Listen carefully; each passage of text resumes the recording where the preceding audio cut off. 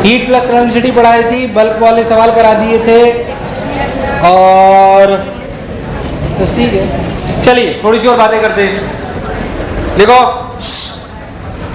बात नहीं, थोड़ी सी जो बैटरी से पावर आती है ना, किससे, उस पर चर्चा करते हैं। तो देखो power from a battery, power from a, इस पर चर्चा करते हैं, है ना।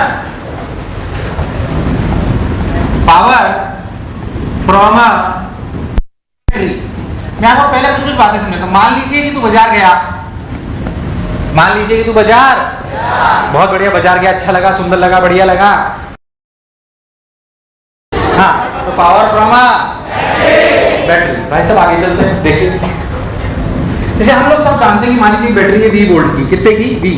हम जानते हैं कि इसमें करंट आई बहेगा तो क्या पावर देगी, VI, कितना देगी, VI। मान लीजिए कि हम ऐसे सिंपल सी बात करेंगे, मान लीजिए याद कर अपन जो वास्तविकता में करते थे उसमें क्या करते थे, याद कर एक बैटरी लगा दो E, इसके साथ क्या एक इंटरनल रेजिस्टेंस R लगाते थे, फिर याद कर इसे एक्सटर्नल सर्किट से जोड़ते थे जिसे कैपिटल R बोलते थे, R एक्सटर्नल, बोल यस और नो। इस बैटरी कितनी पावर दी, कितनी पावर ली, वो बेसिकली पावर है EI, क्या है, EI। तू अगर आई को ध्यान से देखे, किसको देखे, अगर तू आई को बहुत ध्यान से देखे तो आप समझेगा आई क्या चीज है।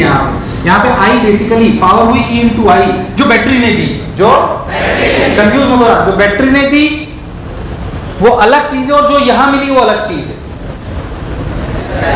तो कंफ्यूज हो रहा है, बैटरी ने जो पावर दी वो कितनी है, E आई, और आई के लिए कितनी है, E by R plus R। अरे आई तो E by R plus R है ना, E by R plus R, मुझे लगा नहीं तुम्हें आया। ये पावर बैटरी ने दी, ये पावर पर ये तो बैटरी की खर्च हो गई, ये तो बैटरी की, पर हमें क्या मिली, हमें जो मिली वो मिली I square R, I square, और आई की वैल्यू क्या है, यानी कि E square R by R plus R का होल स्क्वायर। अरे नहीं आया, अरे सोच लो, ये वैल्यू सेम है अलग अलग, अरे हाँ ना तो बोलो, ये वैल्यू सेम है क्या अलग अलग, सेम है क्या अलग अलग, अलग अलग। तो इन दोनों का जो डिफरेंस है क्या वो इसमें गया, यार मुझे लगा नहीं तुम्हें आया, वो लॉस हो गया, वो क्या हो गया, लॉस। पर वास्तविकता में सोचो तो हमें कौन सी पावर से मतलब है, इस वाली से कि इस वाली से, क्या रहा नहीं है यार, सोचते तो हमें इस पावर से मतलब है कि इससे, हमें तो इससे हमें तो ये मिल रही है, हमारा आउटपुट तो ये है। अब इसको ध्यान से देखो, क्या जो पावर बैटरी देती है एक्सटर्नल सर्किट को, क्या वो सिर्फ बैटरी पे डिपेंड करता है या एक्सटर्नल सर्किट पे भी डिपेंड करता है। देख जो पावर हमें बाहर मिल रही है, जो पावर हमें बाहर, क्या वो सिर्फ इस बात पे डिपेंड करेगी बैटरी क्या है, तो इस बात पे भी डिपेंड करेगी कि एक्सटर्नल रेजिस्टेंस क्या है। तो the power which you are getting is E square R by, मुझे लगा नहीं तुम्हें आया, E square R by R plus, नहीं आया। This is the power which you are getting. कोई भी बैटरी जब हम किसी सिस्टम से लगाते हैं तो हम क्या चाहते हैं, उसकी पावर मैक्सिमम हो कि मिनिमम हो, तो हम चाहते हैं कि ये मैक्सिमम। हम कोई बैटरी बाजार से खरीद के लाए, ये वो बैटरी जो बाजार से खरीद लाया, सोच जैसे जैसे तू एक्सटर्नल रेजिस्टेंस चेंज करेगा क्या this power will change, the for a particular value of capital R it might give you the maximum power, that is known as maximum power transfer theorem, which is very important. और कोई खास बात नहीं लिखे, इसे बोलते हैं maximum power transfer theorem. अरे नहीं आया, maximum power transfer, maximum power transfer theorem का मतलब क्या है, पावर क्या है, मैक्स, पावर क्या है, मैक्सिमम पावर, मैक्सिमम पावर। अच्छा ये पावर है, यहां पे वेरिएबल कौन है अगर बैटरी फिक्स्ड है तो, बड़ा छोटा, अगर बैटरी फिक्स्ड है यहां पे वेरिएबल कौन है, कौन वेरिएबल है, अरे नहीं आया, तो क्या लिखा गया देखिए, dp by dr should be equal to 0। क्या पावर मैक्सिमम के लिए यही होना, dp by dr। अब देखिए यहाँ पे भी आ रहे हैं, यहाँ पे भी आ रहे हैं। अगर आप बहुत ध्यान दें तो एक बार ऊपर वाले r को अगर डिफरेंशिएट कर लो तो E square by R plus R का होल स्क्वायर, नहीं समझ आया, फिर नीचे वाले को करो तो क्या लिखोगे, E स्क्वायर R, नीचे वाले का differentiation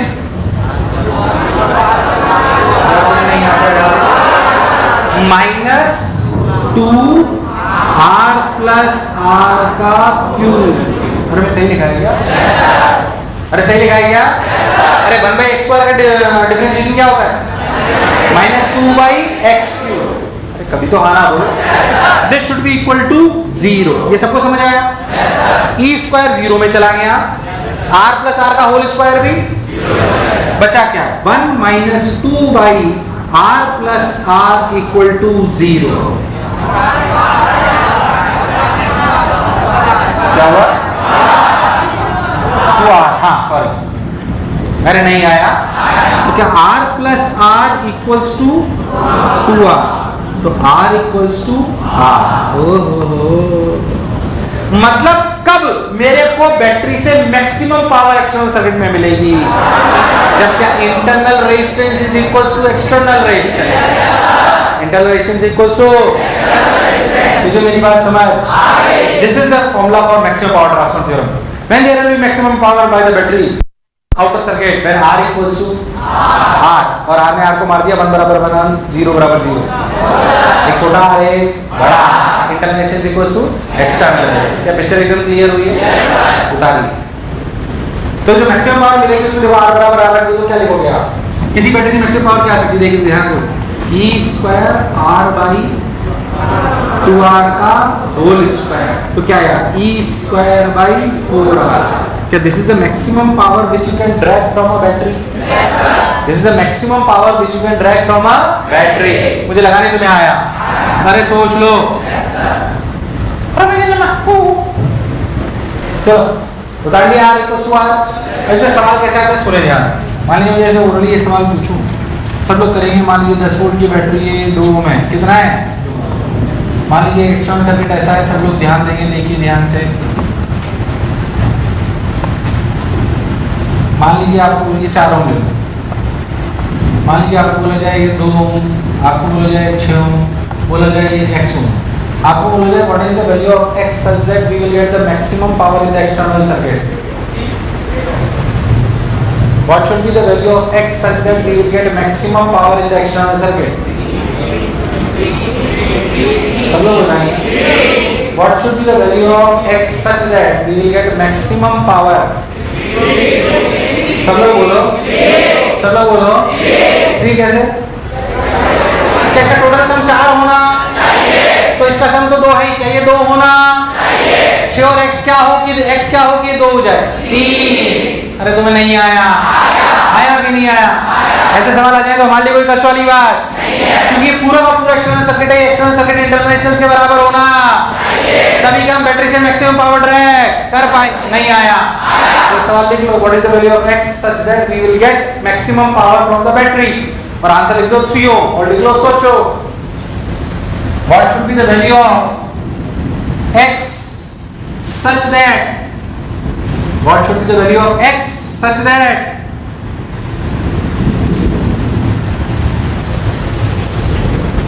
what should be the value of x such that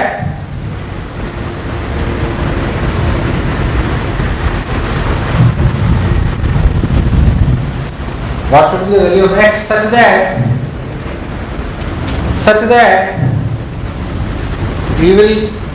we can drag maximum power from the battery। तो आंसर लिख लो x इक्वल्स टू 3 ओम, और लिख लो सोचो, है ना? उतार लिया। चलिए मैं आपको कुछ छोटी छोटी अच्छी बातें बताता हूँ, हालांकि इसमें बहुत ज्यादा कुछ है नहीं, बट सुने ध्यान से। मान लीजिए मैं आपको बोलूँगी, देखो ध्यान से, सब लोग ध्यान देंगे। मान लीजिए कि बैटरी है, ये 2 ओम है इसकी इंटरनल रेजिस्टेंस, और ये बैटरी है मान लीजिए 10 वोल्ट की। कितने की?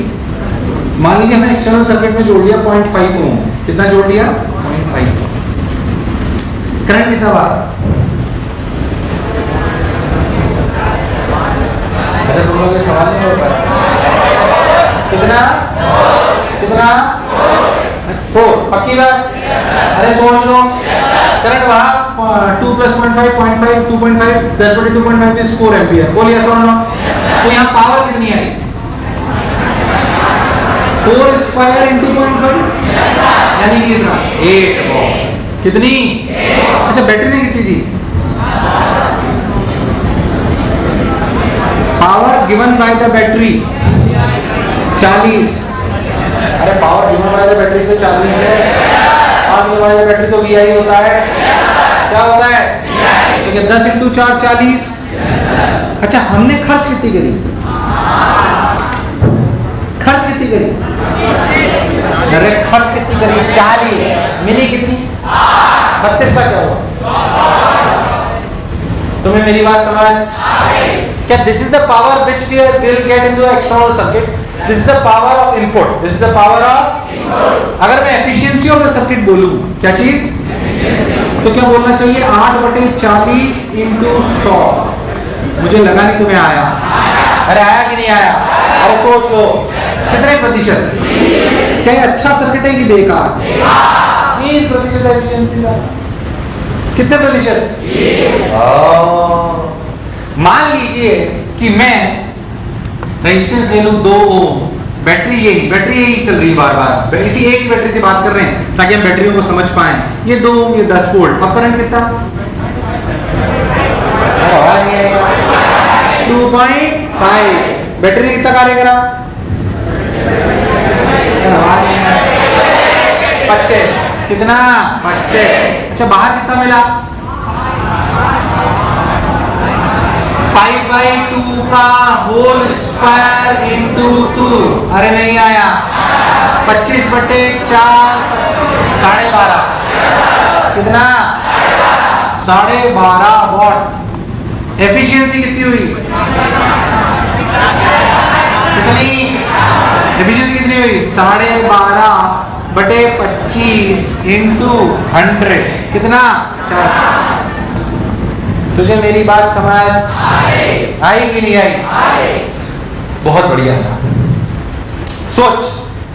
अगर मैं रेजिस्टेंस एग्जांपल ऐसे दे रहा हूं ताकि आपको फील आ जाए कि वास्तव में ऐसे नहीं बेवकूफों की तरह कोई भी सर्किट जोड़ दो। और अक्ल चाहिए होता है सर्किट जोड़ने के लिए, बैटरी खरीदी जाती है। तो मान लीजिए फिर से वही बैटरी, ये 2 ओम, ये 10 वोल्ट। अब जो हमने कनेक्शन करा वो करा 8 वोल्ट, सॉरी 8 ओम। करंट कितना? कितना? क्या 1 ampere? Power by the battery कितना? कितना? 10। बाहर कितनी मिली? कितनी मिली? एफिशिएंसी कितनी? अरे एफिशिएंसी कितनी? एफिशिएंसी बढ़ गई या नहीं बढ़ी? अरे सोच लो। 80%। ये R = R पे क्या मैक्सिमम होता है? पर जब मैक्सिमम पावर बैटरी दे रही होती है तब एफिशिएंसी मैक्सिमम हो, ये जरूरी नहीं है। एफिशिएंसी अलग बात है, पावर। चल अपनी बुद्धि से बता, इन सर्किट में कौन सा सबसे बेकार सर्किट जो तो लेना ही नहीं चाहिए? तो बेकार है। So if we will use the external circuit which has a lower resistance then the internal resistance, that is the first circuit which you will make. अरे भाई साहब, एक तो एफिशिएंसी बेकार, ऊपर से पावर बेकार। अरे यार सोच, इसी एफिशिएंसी से 8 वॉट मैंने निकाला, पर एफिशिएंसी कितनी? 80। इसी बैटरी से मैंने 8 वॉट निकाला, पर एफिशिएंसी 20। क्या यही बैटरी दोनों में पावर 8 वॉट मिली? काम की एनर्जी तो 8 ही मिली, पर क्या इस केस में बैटरी जल्दी खत्म हो जाएगी? और इसमें इसलिए ऐसे नहीं कोई भी सर्किट कोई भी बैटरी लाए कहीं पे भी जोड़ दी। इसलिए एक आइडियल सिचुएशन दी होती है, इसको 2 वोल्ट से चलाइए, इसको 4 वोल्ट से चलाइए, इसको 10 वोल्ट से चलाइए, इसको 220 वोल्ट में चलाइए। हर जगह की बैटरी की सिचुएशन कोई इन बातों पर डिपेंड करता है। तो जब मैक्सिमम पावर बैटरी ट्रांसफर करती है तो एफिशिएंसी मैक्सिमम, एफिशिएंसी 50% होती है। क्या होती है? 50%। एफिशिएंसी अलग चीज है। जैसे जैसे आप एक्सटर्नल रेजिस्टेंस की रेजिस्टेंस बढ़ाते जाओगे एफिशिएंसी, पर क्या पावर घटती जाएगी? तो डिपेंड करता है आपको क्या चाहिए। अरे यार, आपको पावर ज्यादा चाहिए कि एफिशिएंसी ज्यादा चाहिए? It depends on the requirement, it depends on the. पर जैसे बैटरी खरीद लाया, ये पता पड़ गया भाई साहब इसकी मैक्सिमम पावर ही हो सकती है, पर साथ ही साथ मन में ये भी पता है कि मैक्सिमम पावर लूंगा तो एफिशिएंसी 50% ही होगी। मुझे लगा नहीं तुम्हें आया। तो अब किसी बैटरी से तुझे कोई चीज चलानी है, तुझे पता होना चाहिए तुझे क्या लगाना चाहिए और क्या लगाना नहीं। कुछ बात फिट हुई? एफिशिएंसी और पावर एक बात अलग अलग, एफिशिएंसी और पावर एक बात अलग अलग। अगर आप जो ध्यान से देखो तो आपको समझ में आएगा। अगर कभी आप किसी बैटरी के लिए पावर और आर का ग्राफ बनाओ, किसका? आर का सोच, जब आर कम है तो एफिशिएंसी, सॉरी पावर कम है, क्या एक मैक्सिमम पावर वैल्यू आई फिर वापस घट गई? ये कब होगा? जब आर बराबर, हाँ, क्या मैक्सिमम पावर की वैल्यू होगी E² / 4R। यार मुझे लगा नहीं तुम्हें आया। आया नहीं आया? ऐसे अगर कभी आपको एफिशिएंसी का ग्राफ बनवा ले, किसका? एफिशिएंसी का आर के साथ, तो ग्राफ जैसे से आर बढ़ेगा क्या एफिशिएंसी बढ़ती जाएगी? एफिशिएंसी, और वो समय के साथ 100 को अचीव करने लगेगी। तुझे मेरी बात समझ? जब आर बराबर आर होता है तो एफिशिएंसी कितनी होती है? 50। तुझे बातें समझ आ रही है थोड़ी थोड़ी? क्या प्रैक्टिकल लाइफ में फील भी आई है? तो बैटरी को कैसे यूज करा जाता है ये रिक्वायरमेंट होती है, पर कभी भी बैटरी को जोड़ा जाए तो एक्सटर्नल रेजिस्टेंस उससे कम होनी, वरना तो बहुत बेकार सर्किट है। एफिशिएंसी भी कम, पावर भी कम, उसका कोई यूज नहीं। जो बोला चमका उतारी। अच्छी समझने वाली बात है, कंसेप्चुअल।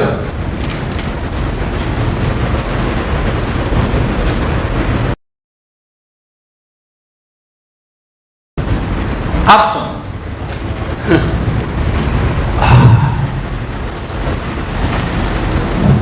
उतार लिया? तो पावर और एफिशिएंसी एक बात की अलग अलग, क्या बात याद रहेगी एकदम? गुड कॉन्सेप्ट समझ में आता है। अब थोड़ा सा एक सेगमेंट पढ़ा रहा हूँ जो बेसिकली बोर्ड के हिसाब से, किसके हिसाब से? थोड़ा बहुत एग्जामिनेशन याद रहेगा, कोई दिक्कत नहीं। बोलते हैं कॉम्बिनेशन ऑफ सेल्स। क्या बोलते हैं? हेडिंग डालिए कॉम्बिनेशन ऑफ सेल्स। हेडिंग डालिए कॉम्बिनेशन ऑफ सेल्स।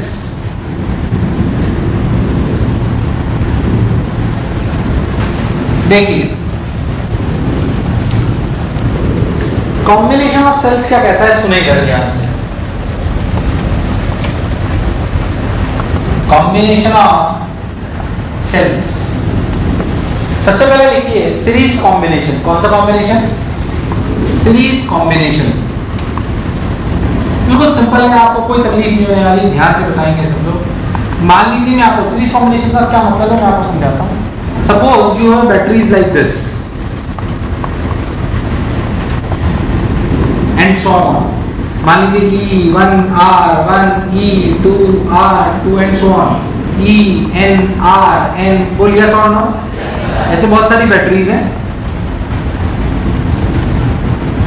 और ये आपका R है, ये वो एक्सटर्नल सर्किट है। If we want to replace this system by a E equivalent system, E equivalent system and R equivalent system, then what should be the value of E equivalent R equivalent? क्या आप बता सकते हैं? Suppose there are so many batteries which are connected in series and this is the external circuit. We want to replace this system by a system so that we can tell you the E equivalent. Then what will be the E equivalent? सब लोग बताओ। क्या simply E1 plus E2 plus E3 plus E4? सबको समझ नहीं आया है? अरे तो हम इतने दिन से कर रहे थे भाई, इसलिए हमें इसमें परेशान होने की आवश्यकता नहीं है। बोर्ड में पूछ लेते, इसको बता रहा हूँ। E equivalent equals to sigma EI, sigma sigma. अच्छा इनमें एक बैटरी उल्टी होती तो माइनस हो जाता, तो सिग्मा EI में, सिग्मा EI में E1 E2 E3 कैसे रखने चाहिए? साइन के साथ। तुम्हें मेरी बात समझ? अच्छा R equivalent, R equivalent again sigma आ रहा है, तो तुम सिग्मा का मतलब समझते हो ना? सिग्मा आ रहा है। अच्छा मान लो इसमें बैटरी उल्टी करते तो इसमें क्या फर्क पड़ता? इसमें कोई फर्क नहीं पड़ता। इंटरनल रेजिस्टेंस माइनस, पहले तो जो बोला चमका, कोई दिक्कत नहीं, टाइम पास करोगी क्लैरिटी। तो सिंपल सीरीज कॉम्बिनेशन, कोई खास बात नहीं, बिल्कुल सिंपल सी चीज।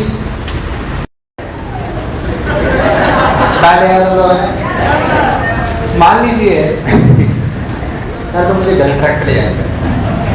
मान लीजिए मैं आपको बोलूं कि there are m identical batteries, there are connected in series, connected in series. Out of m n are reversed, out of suppose there are, ऐसे ओरली पूछ रहा हूँ, ये आया हुआ सवाल है एग्जामिनेशन, फालतू लिखा के टाइम पास नहीं करा। Suppose there are m equal batteries, m हर एक बैटरी E और R है, हर एक battery connected in series, connected in out of m batteries n batteries are reversed, n batteries are reversed, तो E इक्विवेलेंट कितना है?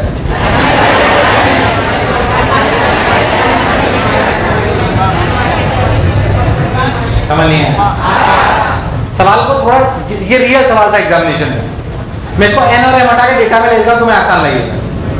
100 बैटरी थी ई और आर की, उसमें से 2 पलट दी, ई इक्विवेलेंट 98 ई की 96 ई, 98 96 98 96 90 भाई 100 में से 2 पलट दी तो सीधी कितनी रही 98, उसमें से भी 2 खा गया तो बचे कितनी 96 ई। तब तुम्हें नहीं आया। अब बोल अगर एम बैटरीज में से n पलट दी, m minus 2n, m minus e, नहीं आया। आर इक्वल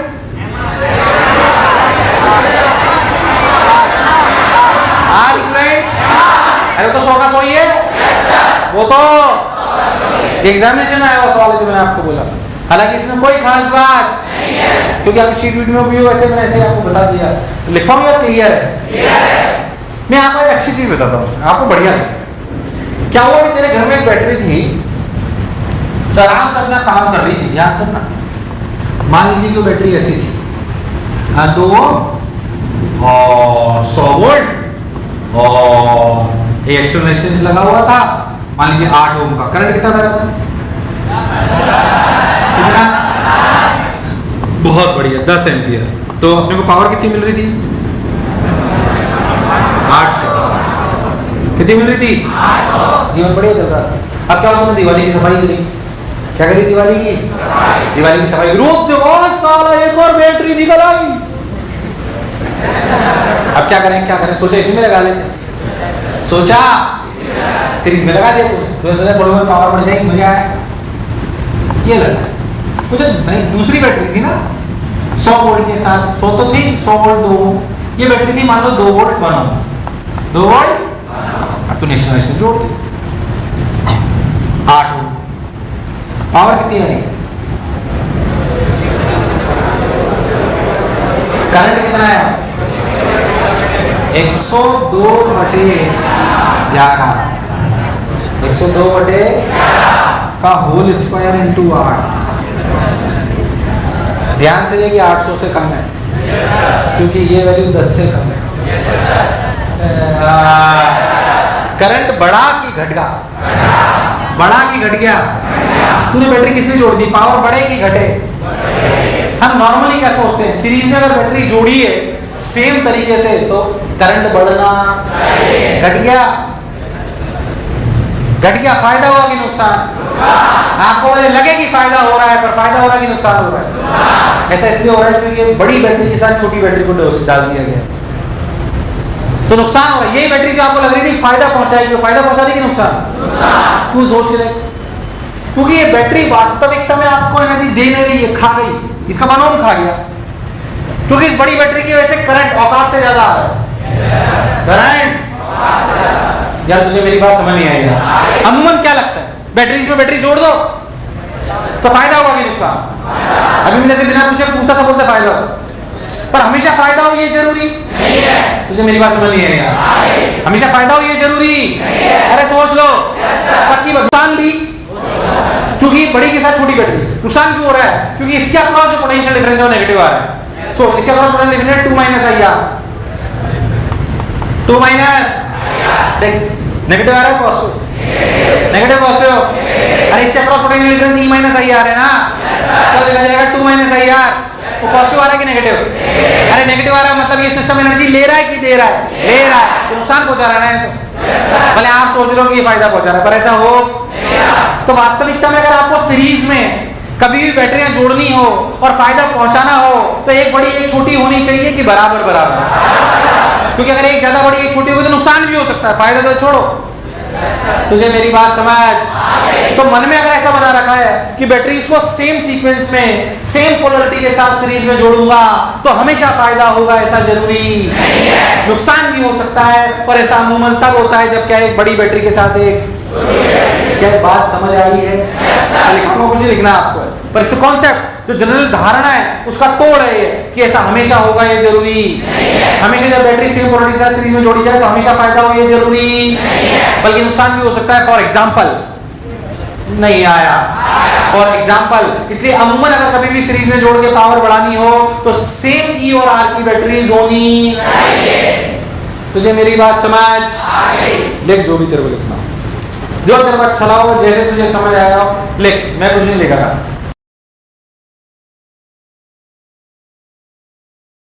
अब बताएगा थोड़ी, हाँ उतार लिया तुम लोगों ने।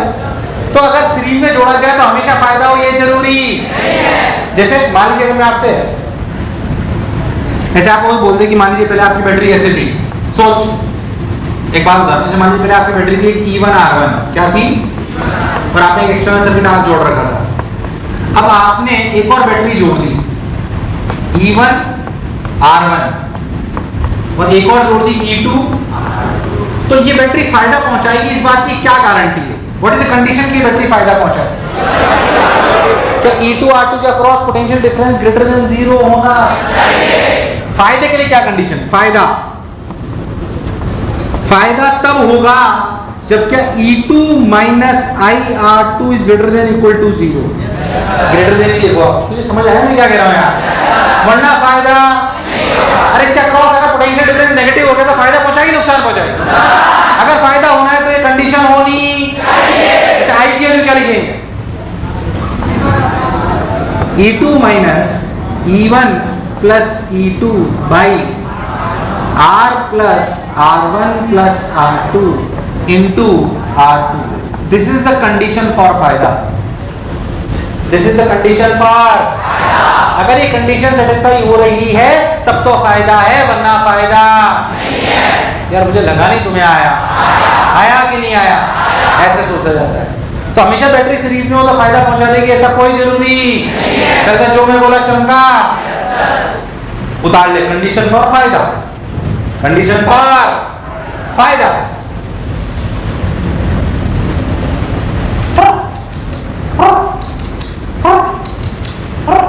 मान लीजिए आप बोले कि ऐसे बैटरी है, ध्यान देना, मान लीजिए ऐसे दो बैटरी है, समझना, और इन दोनों को एक्सटर्नल सर्किट से एक से कनेक्ट कर दिया ऐसे R इक्विवेलेंट।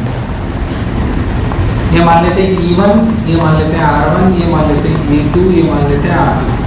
क्या we can replace this system by a E equivalent system which is not that easy जितना सीरीज में आएगा? इसके लिए अक्ल लगानी पड़ेगी। पर पहले मैं आपसे कुछ चीज जानना चाहता हूँ, क्योंकि आपको सॉल्व करने में इसको कोई तकलीफ नहीं है। इस सर्किट को सॉल्व करने में तकलीफ है क्या तेरे को जरूरत है इसको इसमें कन्वर्ट करने की? प्रैक्टिकली अगर हम बात करें, क्या जीरो मान चालू हो जाए या फंस जाए वहाँ, क्या मान है?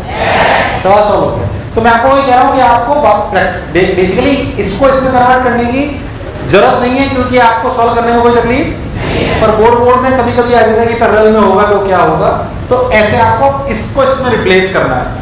ये उतना आसान नहीं है जितना सीरीज में था, तो उसके लिए प्रूफ करे जाते हैं। कैसे? Let me tell you. आपको याद कर मैंने एक चीज बताई थी, किरचॉफ्स लूप लॉ या किरचॉफ्स वोल्टेज लॉ, याद है? पूरे सर्किट में घूमो तो जीरो होना, याद है? भूल गया? अब सुन, जनरलाइज करते हैं।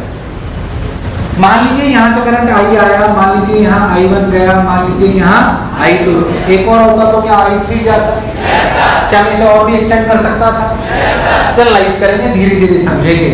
अगर आप लिखना चालू करो तो देखो, आप यहाँ से ऐसे करंट आया, फिर I ऐसे निकला, फिर ऐसे I ऐसे गया, तो ये प्लस माइनस IR, कोई बुराई वाली बात। आप यहाँ से देखो तो माइनस प्लस, यहाँ पे देखो तो प्लस माइनस I1 R1, कोई बुराई। यहाँ से लिखना चालू करो, ऐसे घूमो, क्या एक लूप कंप्लीट हो जाएगा?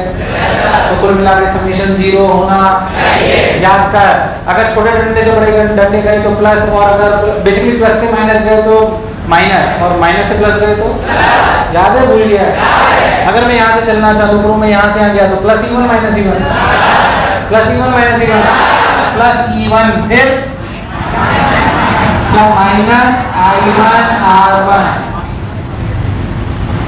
Minus IR equal to 0। तुम्हें इक्वेशन समझ नहीं है? अरे आई नहीं आई? क्या सबको समझ आई? तो दूसरी वाली को भी लिख लो। अब नीचे से चलो,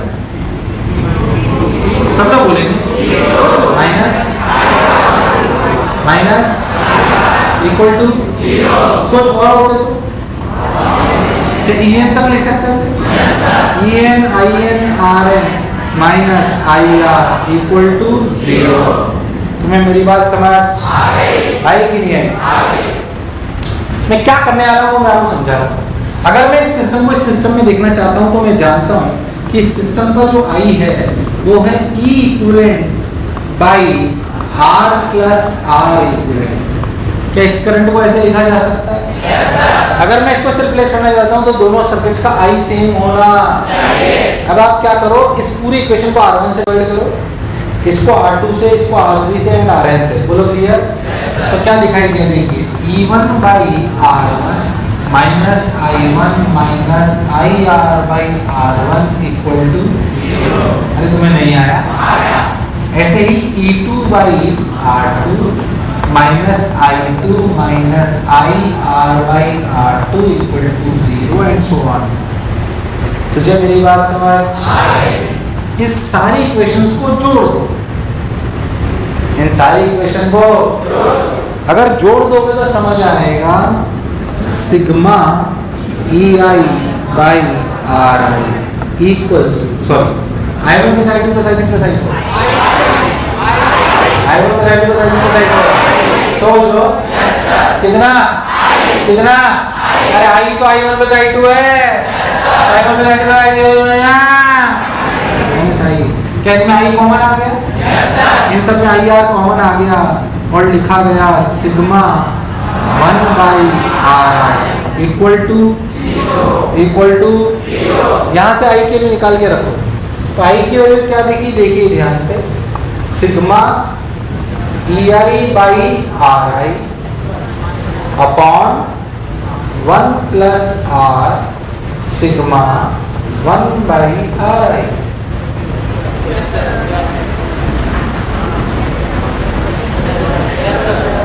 तुम्हें मेरी बात समझ आई कि नहीं आई? अरे सोच लो, कोई बुराई नहीं है। अरे पक्की बात, अरे सच्ची मुच्ची, अरे पक्की बात। Sigma EI by RI 1 plus R sigma 1 by. अब इस इक्वेशन को वहां से कंपेयर करना है तो देखो उसमें R अकेला है।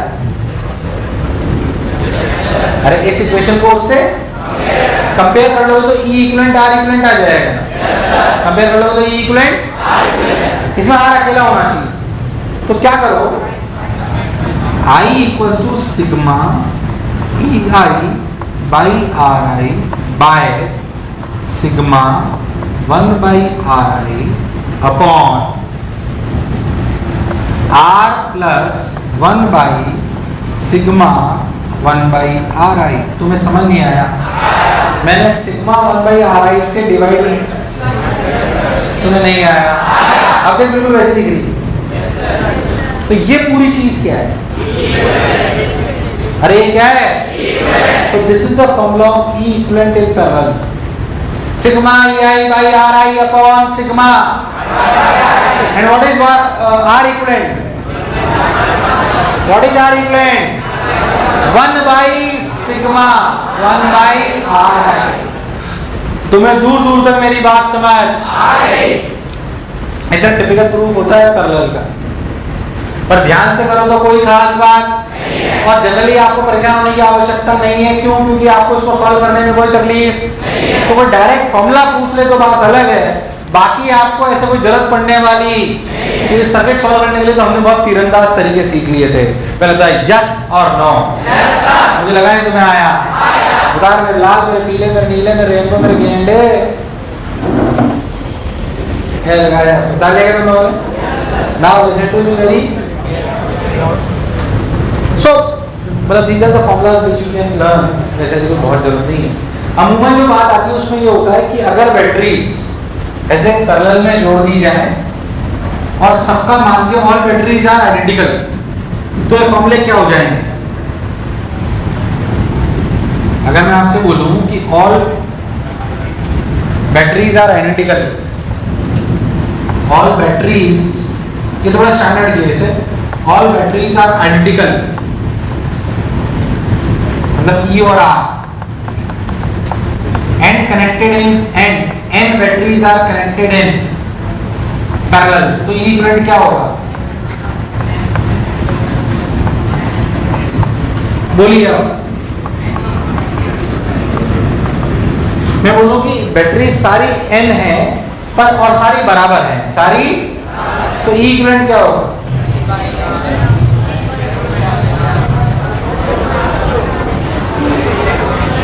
E इक्विवेलेंट क्या होगा? बोलो E इक्विवेलेंट क्या होगा? है E इक्विवेलेंट क्या होगा? क्या ये होगा NE/R और ये होगा N/R, तो E इक्विवेलेंट क्या होगा? NE/R upon N/R। इक्विवेलेंट कितना? आवाज नहीं, इक्विवेलेंट कितना? कितना कितना? आवाज नहीं, कितना? अरे सोच लो, अरे पक्की बात, अरे सोच लो, कोई दिक्कत, कोई कष्ट? R इक्विवेलेंट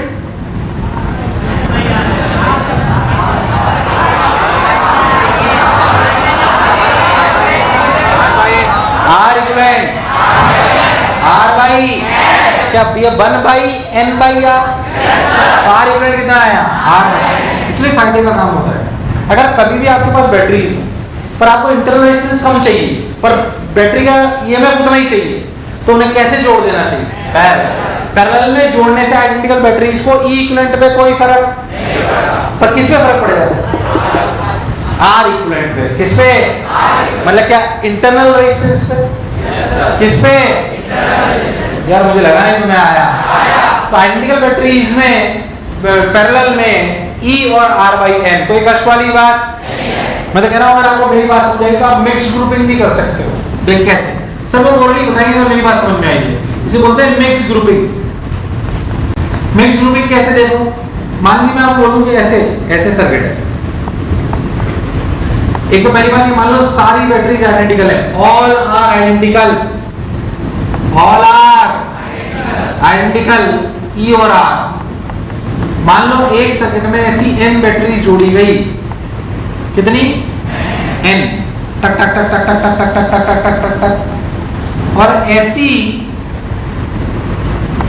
ऐसे m सेक्शन जोड़ दिए गए और फिर उनको एक R इक्विवेलेंट के साथ जोड़ा गया। इस सिस्टम का E इक्विवेलेंट क्या है?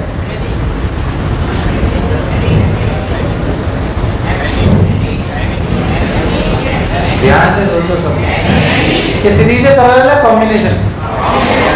करो सब लोग, ओरली हो जाएगा, डरो मत।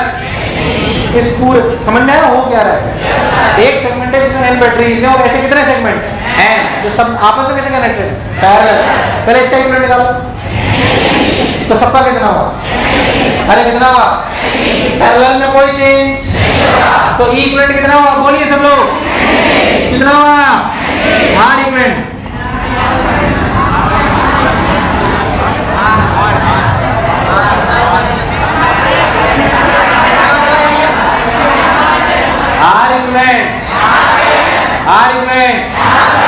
NR/, क्या इसका NR? ऐसे कितने? तो कितना आएगा? NR/, यार तुम्हें नहीं आया, आया नहीं आया, तो R इक्विवेलेंट हुआ NR/M। NR/M, कोई बुराई कोई कष्ट, तो आंसर आया NR/M।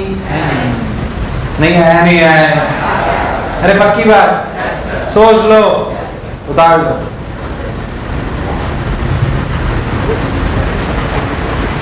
नेक्स्ट लिखिए,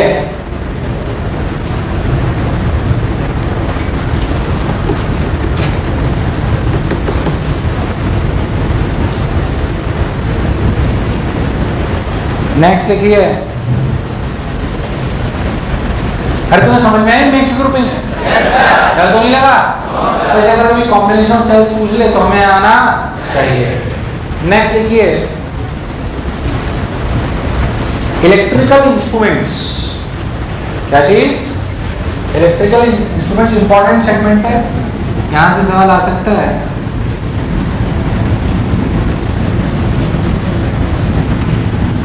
इलेक्ट्रिकल इंस्ट्रूमेंट्स, बेसिक चीजों के साथ चालू करेंगे। इलेक्ट्रिकल इंस्ट्रूमेंट्स, इलेक्ट्रिकल इंस्ट्रूमेंट्स जब भी आपको आप लैब में कभी लैब में गए हो क्या? अगर आप कभी 12वीं में लैब में जाओगे तो आप पाओगे कि आपको कुछ नहीं आता। इलेक्ट्रिकल इंस्ट्रूमेंट्स कभी भी ऐसा महसूस हो किसको तो कितना जाओगे हमें पता है। इसे लैब में मैंने 22 एक्सपेरिमेंट जो आपके कोर्सेज में हैं उनके वीडियोस डाला रखे हैं। क्या डाला रखे हैं? वीडियो। जितने भी 22 experiment which are mention in the JEE courses either of 11th और 12th। बेसिकली हमने कुछ नहीं करा। जैसे मान लीजिए आपके कोर्स में है मीटर ब्रिज, आपके कोर्स में पोस्ट ऑफिस बॉक्स, आपके कोर्स में है सर्च मेथड, ऐसे 22 एक्सपेरिमेंट मेंशन है। कभी JEE का कोर्स देखा है? सिलेबस देखा है कभी? फॉर्म आ गया अभी? फॉर्म भर दिया सबने? फॉर्म के साथ सिलेबस आया है? अरे ब्रोशर डाउनलोड करा होगा ना उसका। तो क्या गांव से है क्या भैया? तो फॉर्म मत भरना बेटा। उस ब्रोशर में जो सिलेबस है उसको चिपका के रखिए JEE और JEE एडवांस के। कहाँ पे? जहाँ पढ़ते हो, ताकि पता पड़ता रहे तुम्हें क्या है। तो एक्चुअली तुम्हारे JEE के कोर्स में 22 एक्सपेरिमेंट मेंशन्ड है और लिखा हुआ तो ऐसे भी है कि 20% of the paper will come only from these experiments. JEE की नीट दोगे, JEE दोगे? कई लोग तो परेशान है, नीट का मतलब कुछ और नहीं समझते हैं।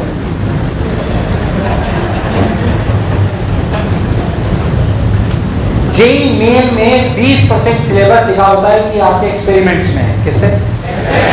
वो एक्सपेरिमेंट्स के वीडियोस। हमने क्या करा है कि हमने जैसे आप ऑप्टिक्स पढ़ते हो तो ऑप्टिक्स में होता है कॉन्वेक्स मिरर, फोकल लेंथ कैसे निकलती है, ऑप्टिकल बेंच पे।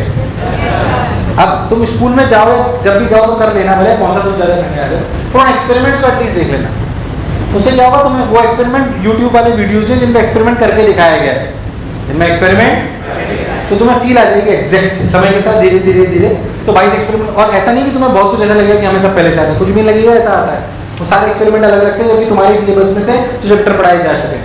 Physics is entirely different for experiments and CBSE। आपको मैं बता दूं, पहले भी पता नहीं मैंने बोला नहीं बोला, CBSE बोर्ड जो भी जितने लोग दे रहे हैं सबसे ज्यादा तकलीफ बोर्ड और हमारे तरीके में है, वो फिजिक्स है। कौन है? फिजिक्स में सबसे ज्यादा मेहनत करनी पड़ेगी आपको। कोई सब्जेक्ट है जिसमें हमारा पढ़ाया हुआ बोर्ड में आने वाला, हम आपको न्यूमेरिकल पोर्शन की तरफ ले जाते हैं। पहले बोल रहा हूँ ये बात गलत नहीं है ये। हाँ, आपको बोर्ड की किताबें आप समझ आसानी से आ जाएंगे, पर उसमें लिखने का तरीका बिल्कुल अलग है। हम नहीं पढ़ाते हैं वैसे, हम न्यूमेरिकल पोर्शन आपको कराते हैं। क्या कराते हैं? इसे बोर्ड में सबसे ज्यादा डिफरेंट अगर कोई सब्जेक्ट होगा तो कौन होगा? उसके बाद कौन?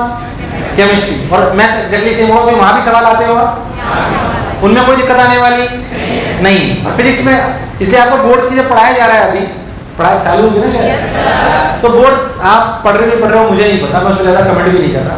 पहली बात पढ़िए, बोर्ड पे ध्यान दीजिए। पर बोर्ड, अच्छा बोर्ड का एग्जैक्ट सिलेबस, जो बोर्ड का सिलेबस है वो किसका सिलेबस है?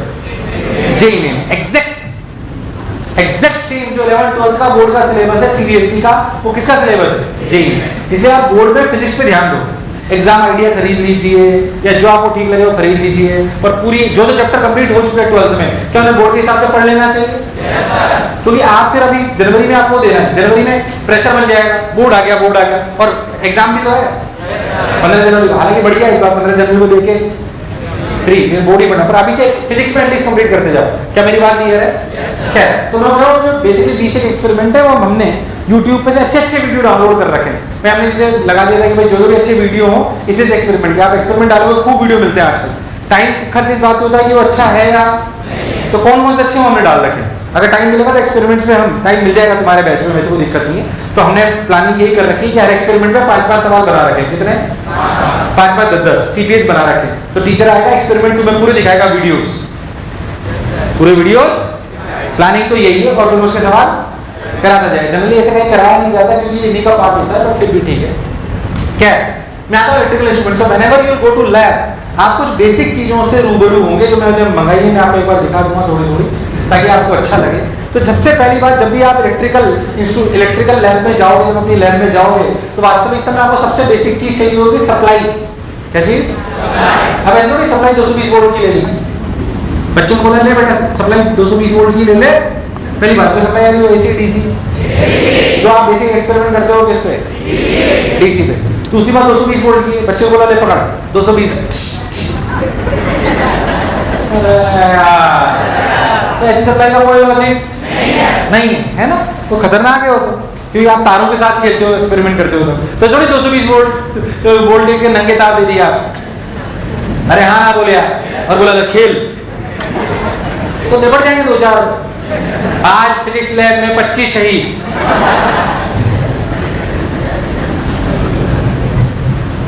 क्या मेरी बात क्लियर है? तो सप्लाई चाहिए थी, मेरी बात सप्लाई हमें कैसी होती है, डीसी चाहिए होती है और लोअर वोल्टेजेस की, किसकी, लोअर वोल्टेजेस की। जनरली जो एक्सपेरिमेंट कराए जाते हैं वो कराए जाते हैं 2 वोल्ट 4 वोल्ट 6 वोल्ट, बोलो क्लियर है, 6 8 10 12, इससे ज्यादा नहीं, 12 से ज्यादा नहीं है।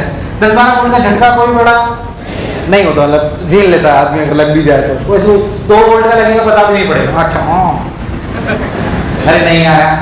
अब जनरली देखो तो क्या करा जाता है, जैसे कई जगह तो क्या होता है सप्लाई के लिए इस तरीके की लोअर वोल्टेज, तो डीसी सप्लाई हम लेते हैं लोअर वोल्टेज पे लेते हैं इन लैब्स। और जनरली क्या करते हैं, कभी कभी क्या करते हैं, ऐसे ना डब्बा टाइप होता है, इसमें ऐसे स्प्रिंग लगी होती है, यहाँ एक सेल लगा होता है और यहाँ पे एक स्प्रिंग लगी होती है और यहाँ पे सेल लगा होता है। अरे देखा है ऐसे कभी, है ना, और इसको यूज कर लेते हैं सेल बॉक्स।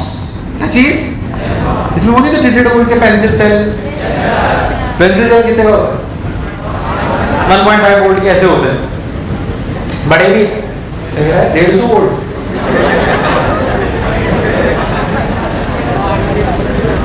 इनके गांव में पेंसिल सेल 150 वोल्ट का, तो सही में बिल्कुल गांव से। जब ऐसा भी करा जाता है कि गरीब लैब हो तो नॉर्मली जो लैब में यूज किया जाता है वो होता है बैटरी एलिमिनेटर। क्या होता है, बैटरी एलिमिनेटर ऐसा दिखता है, बहुत ही इसकी दुर्गति हो चुकी है। बैटरी एलिमिनेटर, तो बैटरी एलिमिनेटर ऐसा दिखता है जिसमें सप्लाई ले रहे होते हैं, कोई भी तो चलाओ।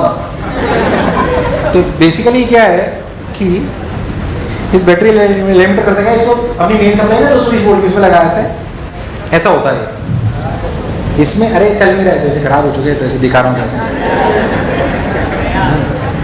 नया मंगा के दिखाऊँ, नीचे मिलना, सप्लाई चालू करके दिखाऊँ। तो ऐसे अपने लगाते हैं, फिर ये 2 प्लग दिखाई दे रहे हैं, यहाँ से 2 कनेक्टिंग वायर निकाल लेते हैं जो इसमें सर्किट में जोड़ना होता है। बोलो क्लियर है, ये ऑन ऑफ का स्विच है, यहाँ पे वोल्टेज आ जाता है।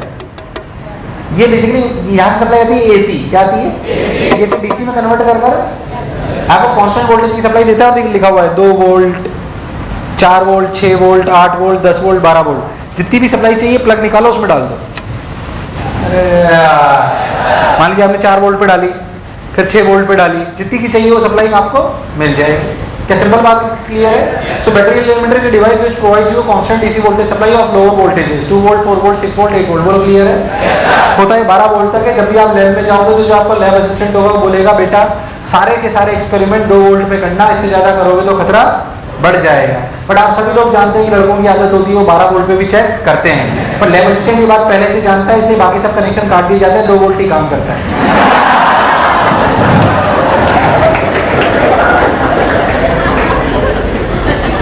ये सच्चाई थी। अरे हाँ ना बोले यार। सो battery eliminator is a simple device, is a simple device which provides you constant voltages of lower values to be used in the practical purposes, to be used in the for the safer side. बोल yes or no? चाहो तो इसका diagram बना लो, मैं बनाता हूँ, उतार लो। सबसे पहली चीज लिख लो बैटरी एलिमिनेटर। क्या चीज? Battery eliminator.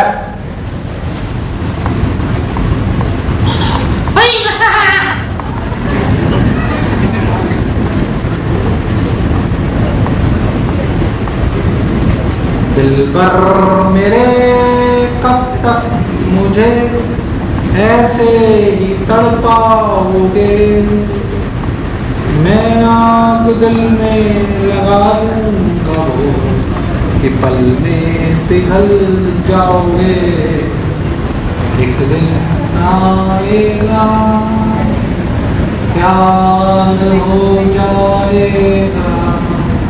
हाँ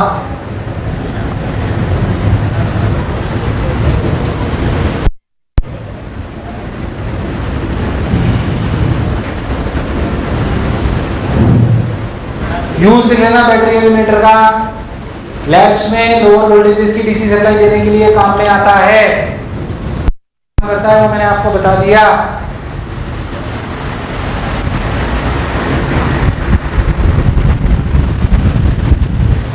उतार लिया गया। इसे बोलते हैं बैटरी एलिमिनेटर। क्या बोलते हैं? Battery eliminator. इन ऐसी बैटरियों को एलिमिनेट कर देता है वो, इसलिए इसे बोलते हैं बैटरी। जनरली लैब्स में यूज लेते हैं, कोई खास बात नहीं है। इसे बोलते हैं बैटरी एलिमिनेटर।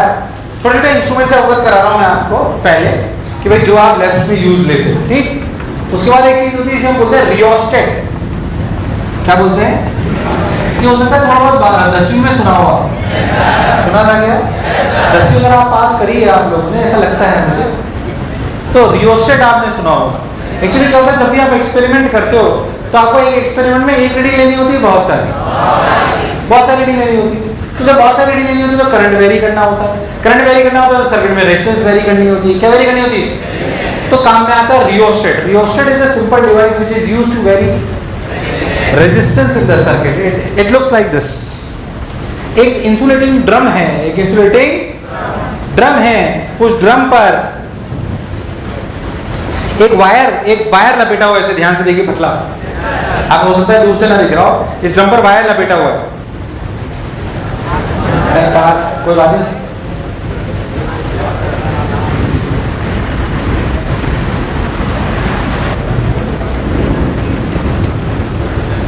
अब दिख रहा है?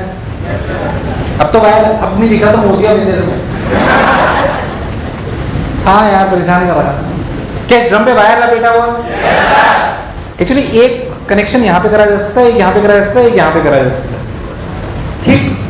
वास्तविकता में करा क्या जाता है, जैसे मान लो मैं यहाँ से एक वायर घुसाऊं, यहाँ से निकालूं, तो इस ड्रम पे जितना भी वायर लपेटा हुआ है, क्या उससे करंट ऐसे गुजर के जुर्र यहाँ से निकल जाए?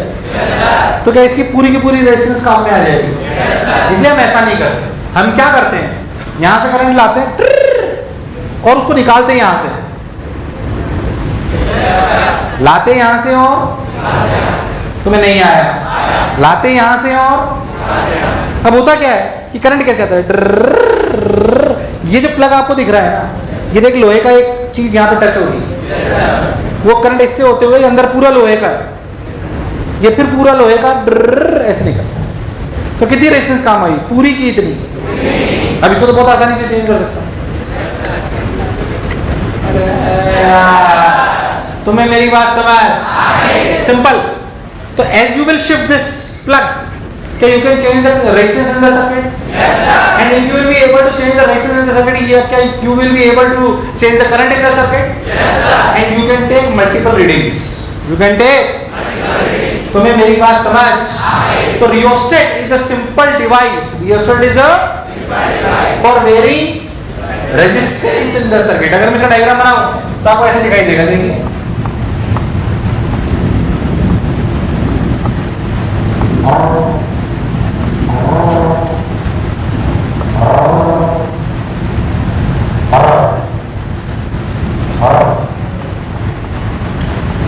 समझ आ रहा है क्या है?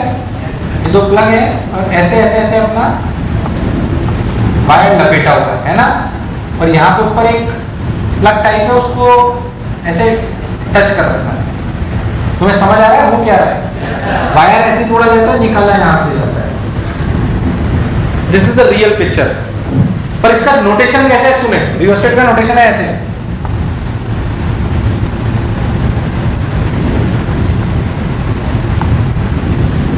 This is the notation of rheostat. बार बार ऐसा बनाएंगे कि ऐसा? अब तो समझ जाएगा इसमें क्या क्या मतलब। अगर इसे ए मान लो, इसे बी मान लो, इसे सी मान लो, तो ये क्या है, ये क्या है और ये क्या है? बोलो कनेक्शन कहाँ करें? ए और सी। क्या एरो का मतलब इसे हिला सकते हैं? एरो का मतलब इसे, तो rheostat is a simple device which is used to vary resistance in the circuit. क्या आपको डायग्राम सारी बातें समझ आई हैं? यार आवाज नहीं आई यार? उतार लीजिए और जो समझ आए लिख लीजिए। बेसिक बातें बता रहा हूँ, बिल्कुल सिंपल नॉर्मल। यार टफ है, मैं भूल जाता हूँ बात। आ ई उ ए, हाँ सब कई लोगों ने तो ABCD चिपका ली साला भी। उतार लिया क्या? So rheostat is a simple device which is, लिखा नहीं लिखा ये, rheostat is simple device which is used to vary, बोलो क्लियर है? तो जैसा कि आप सब लोग जानते हो कि आज तक का जो बेस्ट पेपर आया है वो 2003 में आया। सारे टैलेंटेड लड़के के 2003 में निकले थे, है ना? तो 2003 के पेपर में एक सवाल आया सब्जेक्टिव, क्या चीज? सब्जेक्टिव सवाल आया और 2 नंबर का आया। 2 नंबर के 10 सवाल थे, 4 नंबर के 10 थे। कोड सी क्वेश्चन नंबर 4 सवाल है how we can use rheostat is a potential divider. हालांकि मैंने अभी बोला नहीं, पर ये बिल्कुल एज इट इज शब्द आपकी बोर्ड की किताबों में मिलेगा एज इट इज। मैं आपसे बिना बताए ही पूछना चाह रहा हूं, पढ़ा के तो सबको आ ही जाएगा। पोटेंशियल डिवाइडर उन्होंने बेसिकली क्या करा था, ऐसे रियोस्टेट बनाया था और बोला था कि मैं इस पोटेंशियल इस बस इतना लिखना था कि एबीसी में कहां बैटरी जोड़ूं और कहां आउटपुट लूं तो मैं इसको पोटेंशियल डिवाइडर के रूप में प्रयोग कर पाऊं। फिर से समझना, सवाल ये था कि मैं इस एबीसी पे कहां बैटरी जोड़ूं और कहां आउटपुट लूं कि मैं इसे पोटेंशियल डिवाइडर के रूप में यूज ले सकूं। 2 नंबर सब्जेक्ट, बस इतना ही बताना था और कुछ नहीं था सवाल।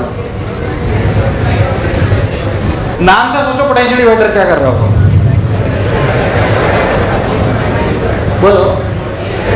बेसिकली कुछ नहीं करना था, क्या बैटरी इसका क्रॉस जोड़ दो और आउटपुट इसका क्रॉस लेना। किसका क्रॉस? क्या इस आउटपुट इसी के बराबर होगा या अपन इसे वेरी कर सकते हैं? क्या आउटपुट वो होगा जो यहां से लेकर यहां तक की रेजिस्टेंस का IR होगा, जबकि क्या बैटरी ये होगी? क्या we can easily shift this and we can change the output? That is why it is known as potential. क्या पोटेंशियल को इधर और इधर डिवाइड कर दिया? अरे भाई साहब आवाज नहीं आई यार। आप 12वीं की किताब में तो आपको ऐसे दिखे, इसे बोलते हैं पोटेंशियल डिवाइडर। किताबों में मेंशन होता है बिल्कुल ऐसे कैसे, बस इतना ही करना था। 2 नंबर के सवाल में लिखना था connect the battery between AB और टेक आउटपुट बिटवीन BC या फिर CA या कुछ भी। भाई बैटरी AB का क्रॉस जोड़ दो और आउटपुट किसका cross low?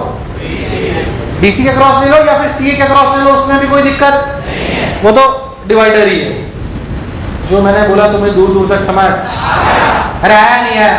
That is the use of rheostat as a potential divider. That is the use of rheostat as a, अरे गॉट माय पॉइंट? उतार लो। हाँ, इसी कहानी को आगे बढ़ाएंगे अगले टाइम और बहुत सारे इंस्ट्रूमेंट आपको दिखाए जाएंगे। लेकिन मुझे प्रोजेक्टर की जरूरत पड़ेगी तुम्हें वो पढ़ाने के लिए, अपने पोस्ट ऑफिस बॉक्स मैं तुम्हें उससे ही पढ़ाना चाह रहा हूँ।